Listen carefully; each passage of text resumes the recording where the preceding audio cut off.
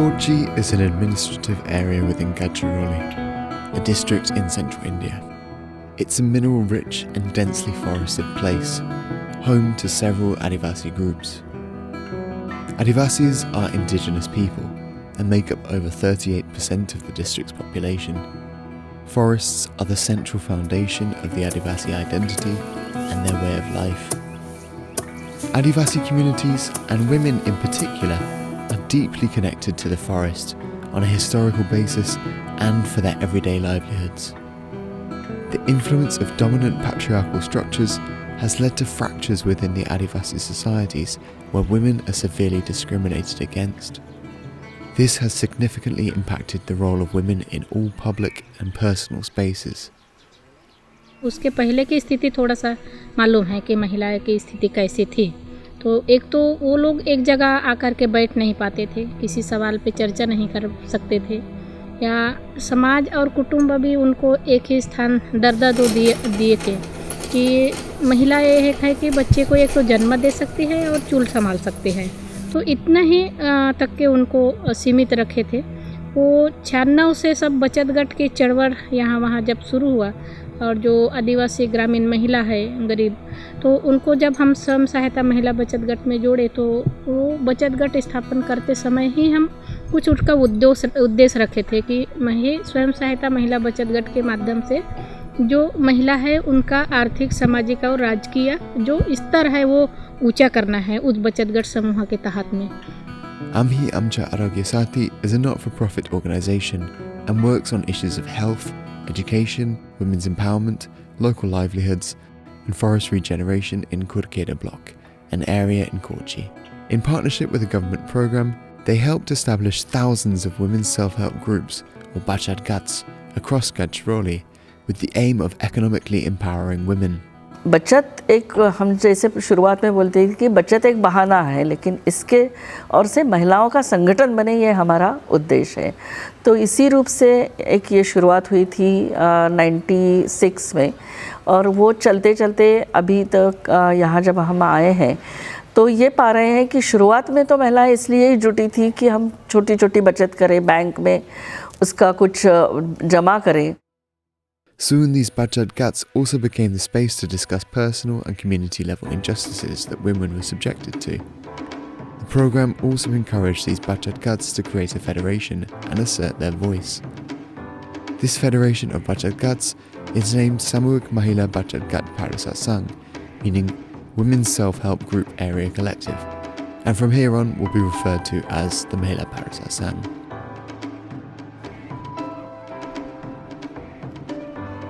महिला बचत गट के माध्यम से सामने आने लगे तो ये परिसर संघ का जो रचना है वहीं से शुरुआत हुआ कि हम सिर्फ एक महिला या एक बचत गट के 10 महिलाओं के पूर्ता ही सीमित नहीं रहेंगे। हमारे कोरची तालुका में जितने भी गांव हैं और वहाँ स्वयं सहायता महिला बचत गट है, उनका हम एक संगठन तैयार करें कि हम 10 गट अगर एक जगह आकर के आवाज़ उठाए तो कुछ भी जो सवाल है वो जल्दी उस सवाल का हल होंगे करके हम लोग 98 में सामूहिक महिला बचत गट परिसर संघ का स्थापन किए और उनका भी हम 5 कार्यकारिणी पद रखे हैं, अध्यक्ष, सचिव, कोषाध्यक्ष, सह सचिव, ऐसे 5 पद रखे हैं और समूह के नाम से स्वतंत्र खाता भी है। The Bachad Gats and the Mahila Parisar Sangh monitored the implementation of laws and schemes that would empower women, looked into the conditions in ashram shalas, local residential schools for Adivasi children, and looked at social cultural issues that women faced. क्योंकि अगर आदिवासी समाज के रूप से लड़ाई है तो वो शासन से है कि उनकी अपनी पहचान और उनका हक बने, लेकिन आदिवासी महिला की जो लड़ाई है वो शासन से भी है और समाज से भी है, क्योंकि कुछ हद तक जो बाहरी प्रभाव हो रहा है उसके कारण समाज, आदिवासी समाज में भी महिलाओं को कुछ हद तक थोड़ा सा नीचे रखा जा रहा है और वो ये करनी है। तो दोनों तरफ से लड़ाई की बात चल रही है और एक ये है कि जब समाज से लड़ाई करनी है तो एक तो है कि वो इसका उस समाज का एक हिस्सा है और उसको बरकरार रखते हुए कैसे करें वो एक समझ है। एक दूसरा है कि हर कोई चाहता ही है कि हमारा जीवन अच्छा बने। तो उस तरीके से तो महिलाएं जब शुरुआत की थी हमने गांव में जाने की, तब वो ये कर रही थी कि हमारी बच्चियां भी पढ़े, हमारे बच्चे पढ़े, और ये जो बचत का जो ये है हमारे पास में साधन, वो हम इसलिए जुटाए कि बच्चों का परवरिश अच्छी तरह से कर सके, उनको अच्छा खाना दे सके, उनको अच्छी शिक्षा दे रह सके। इसीलिए परिसर संघ ने गांव की स्कूल की देखरेख वगैरह भी की है। उसके साथ साथ जो आरोग्य संस्था है, केंद्र है, उसका देखरेख भी किया है। और इसी से बढ़ते हुए अभी जब महिलाएं सोच रही है तो ये ज़रूर उनके पास से आ रहा है कि हमारे नाम से कुछ ना कुछ साधन रहे। तो ये भी एक तरह का यह है कि मैं अपनी इज्जत से जी सकूं। Over time, the Bachad Ghats and Mahila Parisar Sangh became a support group for women facing injustice, oppression and violence. For the first time, they also had economic independence, as the Bachad Ghat bank accounts were in their name, and they began to feel a sense of belonging and ownership. These collectives were coordinated by the Adivasi women and supported by Ambhi Amcha Arogya Sati.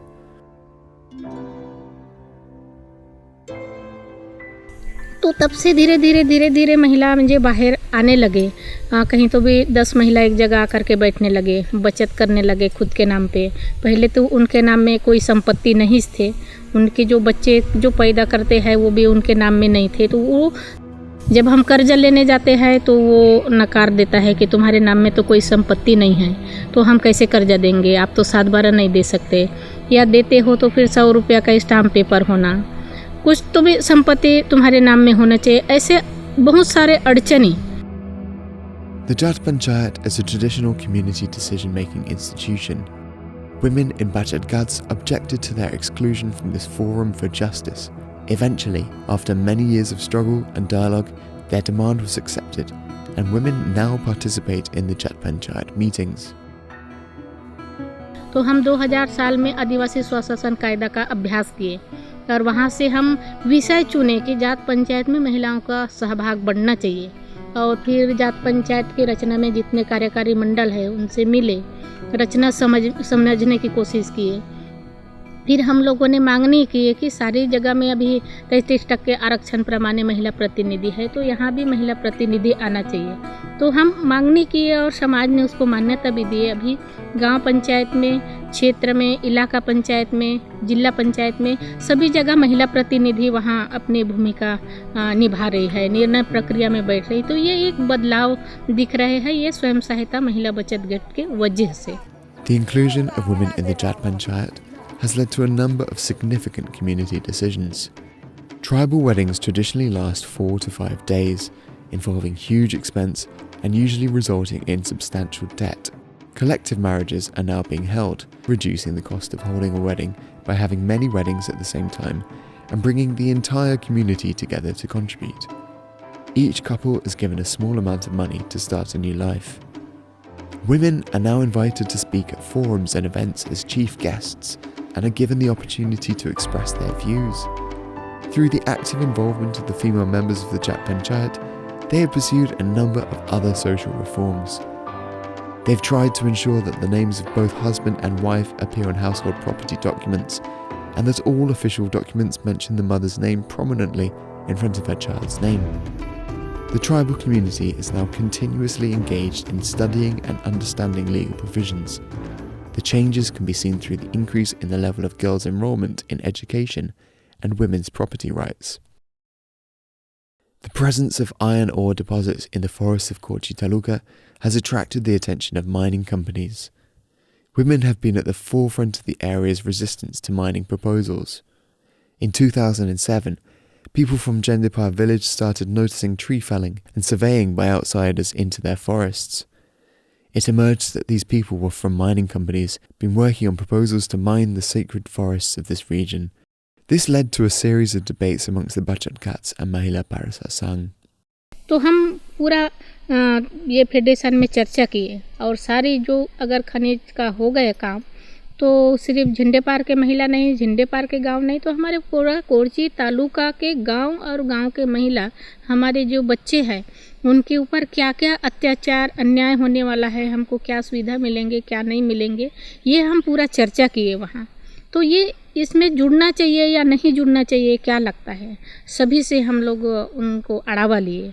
तो ये तो इसीलिए तो हमारे सामूहिक महिला बचत गट परिसर संघ नाम भी दिए हैं कि एक का सवाल होंगे लेकिन हम उनको सामूहिक मानेंगे, एक महिला को हो या एक गांव का हो या एक किसी का भी हो, तो इसी को तो हम सामूहिक करके हम नाम भी रखे। तो ऐसे सवाल में तो हमको रहना ही है, हम साथ ही लड़ाई करेंगे।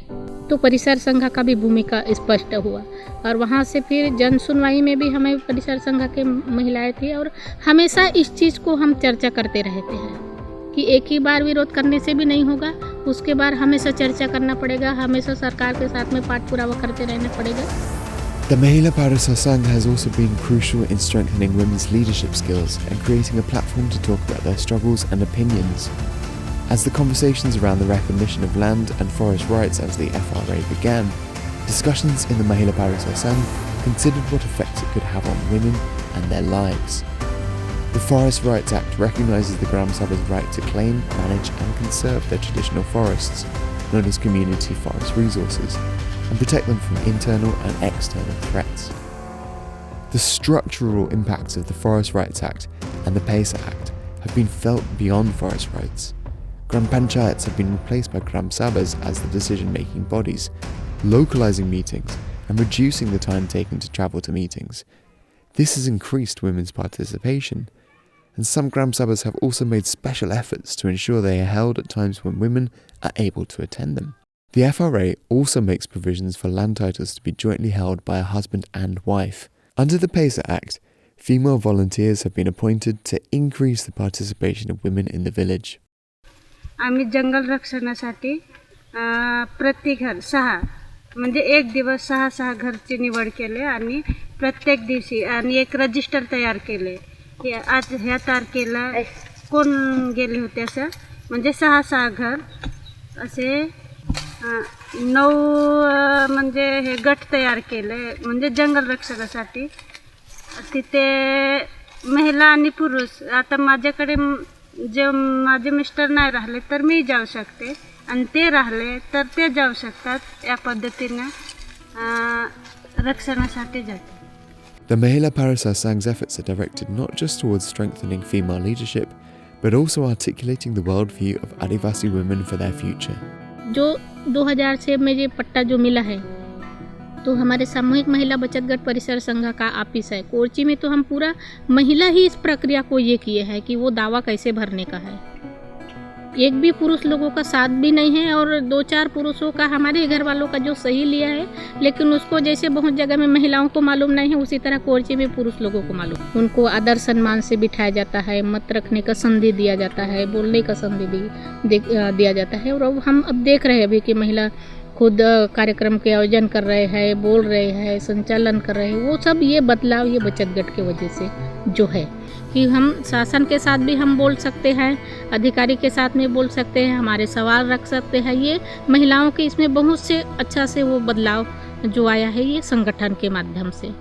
Mahila Parisar Sangh efforts have now ensured that Kochi Taluka is one of the few talukas where the rights of women under the FRA and Parisar are focused on.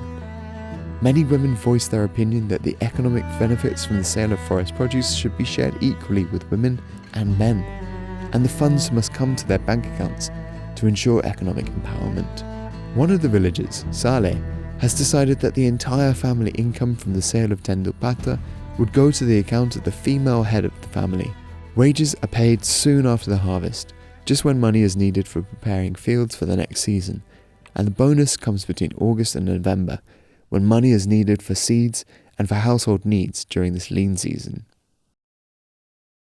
आणि यादी बैठकीमध्ये महिला जास्त येत नव्हते ना नंतर सुरुवातीला महिला जेव्हा आले ग्रामसभेमध्ये बसायला तेव्हा आम्ही पण म्हणजे का बोलावं हे सुचत नव्हतं. आता नाही का, आता गावासाठी काय पाहिजे आणि ग्रामसभा कोणत्या पद्धतीने चालवायची असं म्हणजे पुष्कळ असं अनुभव आला. आधी आम्हाला महिला सामोर जाऊन काय, मी महिला आहे, मी सामोर जाऊन काही करू शकणार नाही असं वाटायचं. आणि जसं अध्यक्ष सचिव वगैरे असं आम्ही म्हणजे पुरुषच राहिले पाहिजे असं वाटते आम्हाला.